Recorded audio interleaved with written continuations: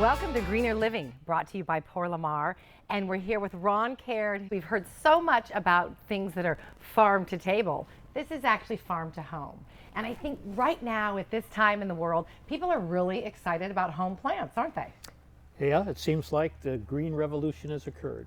It has, and you're ready for this because you have been doing this for generations. Generations. And today we're going to talk about the Monstera, which you can see the leaves here, and these are the seeds, right? Yes, that's the seeds, and this is the flower. Oh, wow. Now there's so many different varietals, and you sell these, people can buy these in the stores. Correct. Correct. And now how long does it take for something to grow like this? Well, from that seed until it is that size is about a year and a half to 2 years. Okay, so now please tell us all, how do we keep it alive for a year and a half, 2 years? And how to take care of that plant is to water it really, really well. Let the water drain all the way through it, the pot, and then let it dry, and then water very thoroughly again. And I would say that's probably every 10 days or so. Yep. So it does need a pot with a hole in it. Correct. So the Monstera's common name is Swiss cheese plant, and that's because the leaves are serrated, whereas in the juvenile foliage, the leaves are not serrated, correct? So what's unusual about this plant is its habitat is from central Mexico to the Panama Canal, or Panama, and it grows up to 70 feet tall. Yeah, well, the roots attached to most everything, but it's a climber. It's the seeds from this flower. Wow. And also that flower, that seed, or seed pouch, I guess it is edible. And it tastes like pineapples mixed with guava. Oh, wow, delightful. So it's very sweet.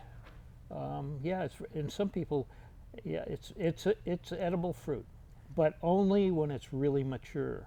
If you eat it when it's not mature, it can make you very sick. And these plants are healthy and safe inside a home. Correct. And they're also healthy and safe in what we call Zone 10, which would be in the California coast. So these can grow outside here in Southern California. In the shade. In the shade. And then they'll grow also in your home year-round. Correct. The leaves will get that big, huge fan leaves. Yes. Okay. Just like what's on your skirt. Just like this. And throughout the United States, you can get the Monstera at the local grocery store. Or at the local home improvement center. Once you have one of these and it's growing well, how do you trim it? Can you trim it? Because they start to grow and can get kind of spiny. So how do you keep them to bush and be like this? Sometimes people pinch the top of that plant and it will make it break from the leaves, the axils. So you can pinch it at the top and then it'll branch out some more? Yes. Oh. And so we just need to water these once a week. The best thing to do is let the water run through the pot 2 or 3 times to drain all the salt out of the pot. Oh. And then you can have these beautiful plants year-round in your home. This is a couple years old, correct? Correct. Imagine having this in your home and being able to enjoy the nature and the oxygen that it provides, because it really does provide not only a beautiful atmosphere, but a more healthy one as well. Now, can people out there that want to have a green thumb, that are just starting to be a part of this series, you're going to tune in and learn how to take care of different varieties and different plants. But what is the most important thing that you can tell somebody when they're watching and learning about plants? Well, to have what we call green fingers, you need to be watching how the plant is doing. Remember, these plants will basically talk to you. So they'll know when they're dry, and they'll know when they're too wet. And so the big thing to do is to be watching your plant and see its behavior. And make sure that you water it very thoroughly every time you do water it. And be sure to talk to it and say hello.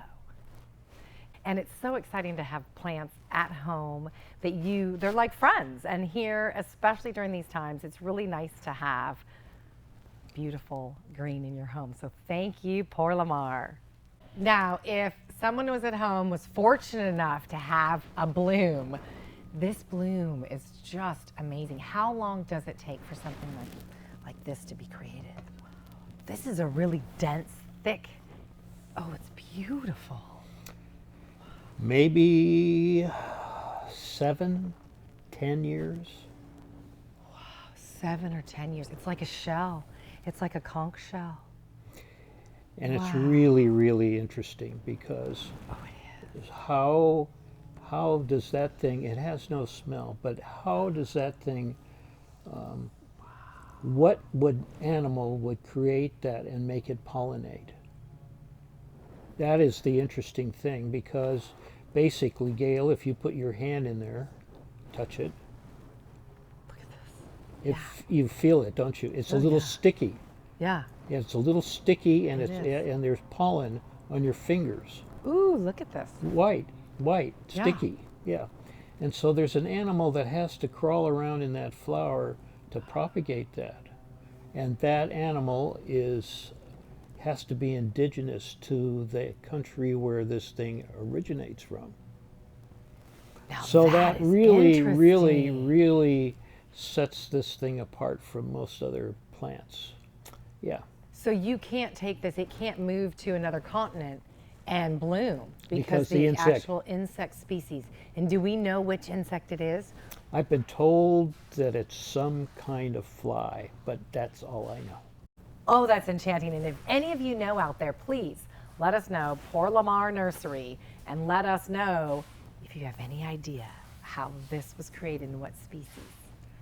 This is just exquisite. And it's so thick. You at home, you can't really tell, but it's got all these different little patterns, and it looks like it's little squares put together.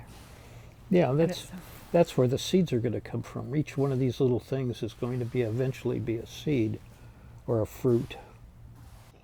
And it's so thick. It's not, you can't just break it. No. No, this is solid. Yeah, no, it's solid. It's solid. Ooh, this is exciting. Something to work for out there. You too could have this at home. Oh, thank you, Ron. Thank you.